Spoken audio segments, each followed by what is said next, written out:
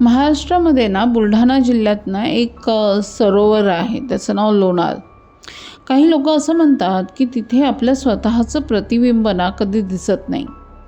काही जण म्हणतात की तिथे आवाजही ऐकू येतात, पण तो आवाज हा बाहेरचा नसतो. सो आजची कथा ही त्याबद्दलच आहे. ऑफकोर्स ही भूताची कथा नाही आहे, ओके.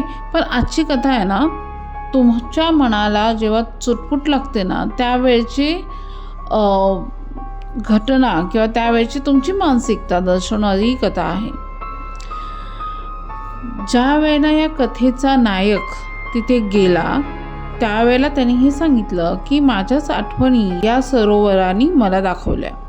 आता आज आपण महाराष्ट्रात असलेल्या या सरोवराची गोष्ट पाहणार आहोत, पण त्याआधी इंट्रो, आणि इंट्रोनंतर आपण लगेचच भेटतोय. तेव्हा कुठेही जाऊ नका, पाहत रहा भासाभास.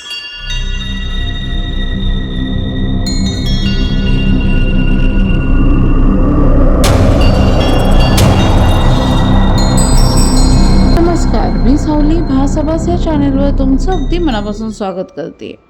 या चॅनेलवर आपण कोणतीही घटना किंवा ठिकाण याचं सायकोलॉजिकल अँगल बघतो. सो आजची कथा त्यापैकीच एक आहे, पण ही कथा आहे पुण्यामधील समीर यांनी सांगितलेली. सो आपण ही कथा त्यांच्या शब्दात ऐकूयात. नमस्कार मित्रांनो, माझं नाव समीर. मी ट्रॅव्हल वॉक करतो, पण घोस्ट हंटिंग वगैरे नाही करत. लोणारला जायचं कारणही तसंच साधं होतं. ते एक वेगळं ठिकाण होतं माझ्यासाठी, आणि लोकांकडूनही बरंच ऐकलं होतं त्याबद्दल, त्यामुळं मी तिथं जायचं ठरवलं. इथे येताना अनेक सल्ले मला मिळाले. त्यापैकी एक सल्ला होता की तू सरोवर तर बघ, पण जास्त वेळ तिथं थांबू नकोस. पण कोणी कारण मात्र सांगितलं नव्हतं. फक्त एवढंच सांगण्यात येत होतं की इथे लोकांना जास्त विचार करायला लागतात. मला हसू आलं. मी लोणारला पोहोचलो. सरोवरासमोर उभा राहिलो. पाणी अगदी स्थिर होतं, इतकं शांत होतं की विचारून सोय नाही. त्यामुळं मी फोन काढून फोटो काढला. स्क्रीनवर सगळं दिसत होतं, डोंगर, आकाश, झाडं. पण या सर्वांमध्ये ना त्या पाण्यामध्ये माझं रिफ्लेक्शन कुठेच नव्हतं. त्यामुळं मी फोन हलवला आणि पुन्हा फोटो काढला, पण पुन्हा तसंच. मग माझं मन मला म्हणालं की कदाचित कॅमेरामध्ये ग्लिच असेल. पण तेव्हाच डोक्यात एक विचार आला की मी खरंच इथे आहे का. आता हळूहळू डोकं जड व्हायला लागलं होतं की सरोवराजवळ उभं राहून मी काहीच करत नव्हतो, फक्त पाहत होतो. आणि तेव्हाच आवाज आला की इथे आलेल्यांना स्वतःचा आवाज वेगळा ऐकू येतो. मी वळून पाहिलं तर मागे कुणीच नव्हतं आणि आसपासही कुणी नव्हतं. मग तो आवाज जेव्हा मी लक्षपूर्वक ऐकला तेव्हा मला कळलं की तो आवाज माझाच होता. जणू माझं मन मोठ्याने बोलत होतं. अचानक मला माझ्या आयुष्यातील एक घटना आठवली, जी मी वर्षानुवर्ष टाळत होतो. माझ्या वडिलांचा मृत्यू. त्यावेळी मी तिथे नव्हतो, आणि ते गिल्ट त्या पाण्यामध्ये मला उमटल्यासारखं वाटलं. पाणी काळं नव्हतं, ते आठवणींसारखं खोल वाटत होतं. जेव्हा मी गावात पुन्हा आलो, मी एका आजोबांना विचारलं की इथे लोक ना का घाबरतात. तर ते म्हणाले की घाबरत नाहीत, पण इथे आले की लोक जरा जास्त शांत होतात. मी विचारलं का.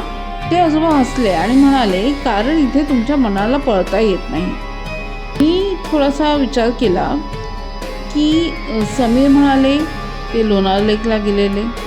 ओके, लोणार लेकमध्ये आपण जर बघितलं तर हाय अल्कलिनिटी आहे, इथे सायलन्सही आहे, आणि या सरोवराचा स्पेस जो आहे ना तो ओपन आणि व्हास्ट आहे, खूप मोठा आहे.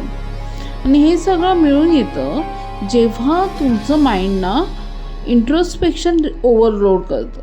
त्यामुळं काय होतं की मेंदू जो सप्रेस मेमरीज असतात ना तो बाहेर काढतो. रिफ्लेक्शन न दिसणं यामागे डिरिअलायझेशन किंवा डिपर्सनलायझेशन असू शकतं. स्वतःचा आवाज ऐकू येणं म्हणजे इंटरनल मोनोलॉग ब्रेकडाऊन होऊ शकतो इथे. हे सगळं सायकोलॉजिकल आपण ॲनालिसिस याबाबतीत करू शकतो. पण सगळी तुमची कथा खरंच खूप बोलकी आहे.